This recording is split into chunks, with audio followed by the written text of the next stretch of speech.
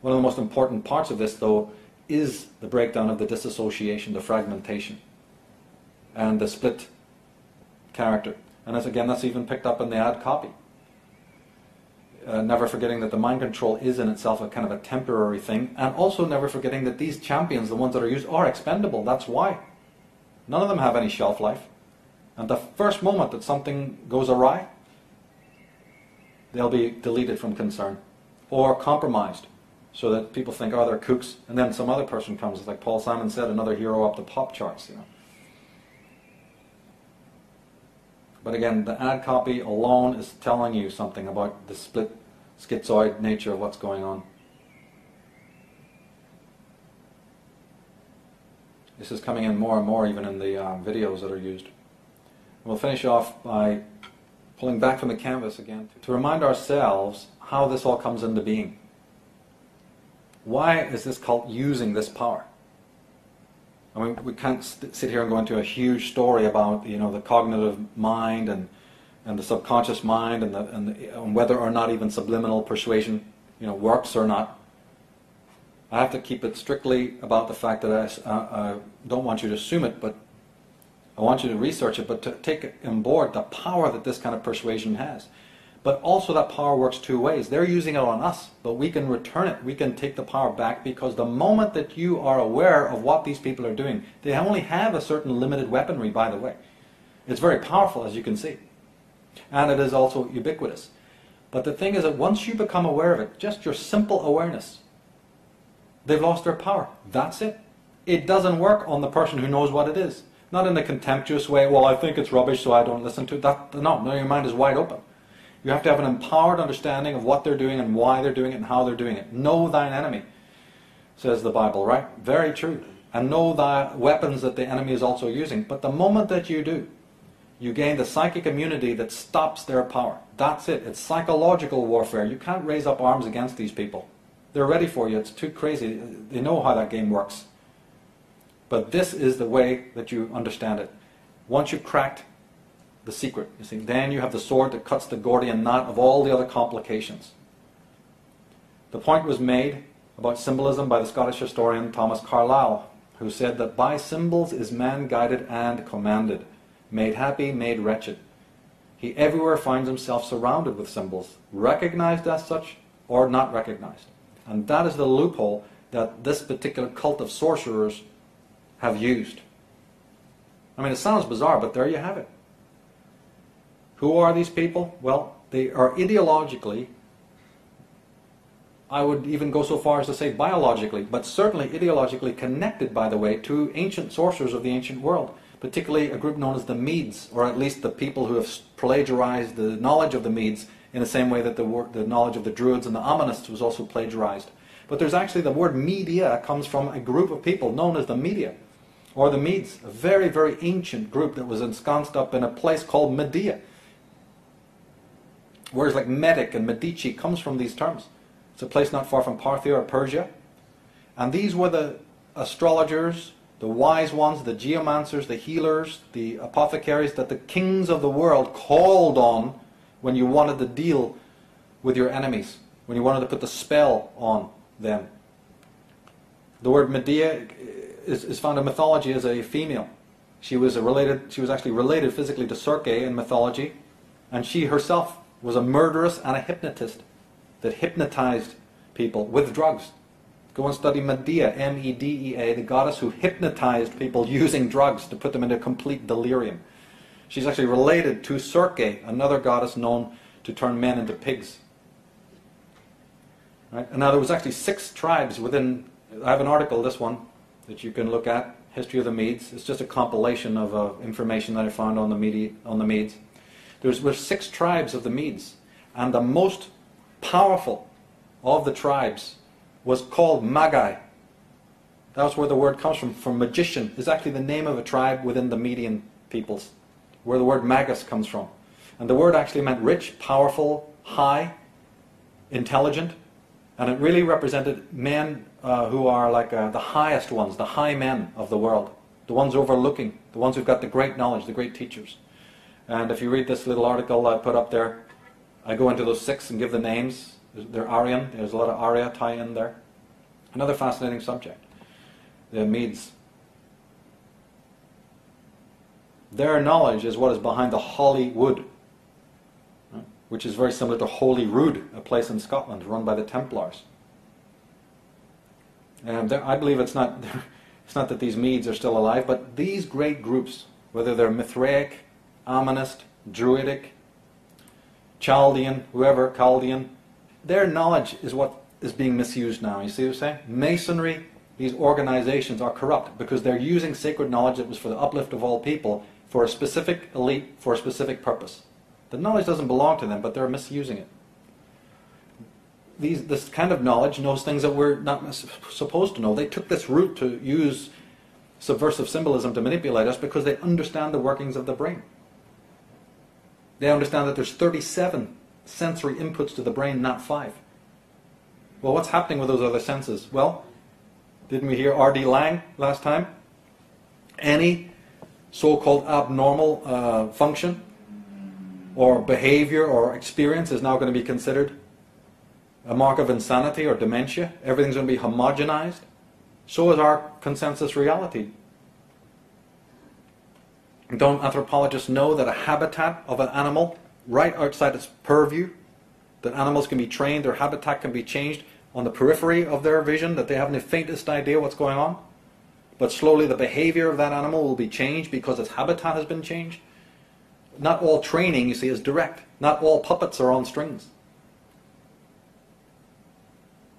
And they understand the esoteric, and that's what you find. The use of the wand, the use of the lantern, the use of the sword, the use of these remarkable symbols that you find all throughout the royal families and their connection to the human being is a remarkable study. The whole of Egypt, as the great Swallow de Lubitsch pointed out, was designed to emulate and to simulate the subtle energy of the body, which again it ties into music and all sorts of other phenomena. Then we have the same gang as they start to misuse this symbolism. Oh, we can't have it for everybody. Wow, this really has a lot of power. Shit, what are we going to do? So then you have the prohibition in the Bible against graven images that comes before the prohibition against murder. Right? The prohibition against graven images is before Exodus 20, thou shalt not make for yourself a graven image. And Leonard Slane points this out in his book, The Alphabet versus the Goddess. The second commandment forbids Israelites from conveying any iconic information. No illustrations, no colorful drawings, and no art. So far as we know, there has never before existed a culture that forbade representative art. Why should a prohibition against making images be the second most important rule for righteous living? According to the Ten Commandments, art, therefore, is more dangerous than murder. I hope we've been pointing out why. It's because they wanted the arsenal for themselves. Take it out of the hands of humanity. Take it out of the shaman. Take it out of the true keepers of truth. And hoard it for yourself because you've got an agenda. Jerry Mander says the same thing. The Hebrews emerging between 3000 and 2000 BC won an important political victory by denouncing what they called the worship of graven images. By destroying the power of the sculptures of the Sumerians and others who preceded them, they effectively destroyed nature-based religion and the veracity of images. Biologically, it means, and psychologically, they close off a whole part of your brain. They want to put a wall between the left and the right brain, is basically what happened, between the masculine and the feminine capacities. That's how you control, isn't it? Divide and conquer, right? In this sign you will conquer.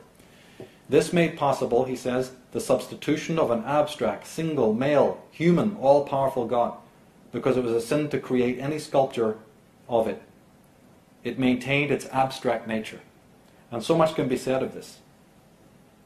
It's like cutting off your hands. They're cutting off one part of your brain because they're going to control what's left by using this powerful symbolism that is archival. It's absolutely in your race memory, going back to the connection that you have directly with nature, to the stars. Everything in religion, I don't give a damn if it's Protestant or Catholic, comes from astrotheology, the history and the study of the stars. And that is in the deepest reservoir of your unconscious. And while you're tapped into that gnosis, you can't be controlled. So they have to put those barriers up. They have to put those electrical fences up so that they block and canalize that imagination body. It's going to be very important, because when we look at solutions in a minute, this is the way forward once you've understood it. But first of all, if poison has been pouring into your home, you can't start the cleaning up process until you shut the door on the sewer, isn't it? So this is what we're doing. You're going to do the cleanup through your life. But you first have to make sure that the poison doesn't keep pouring in.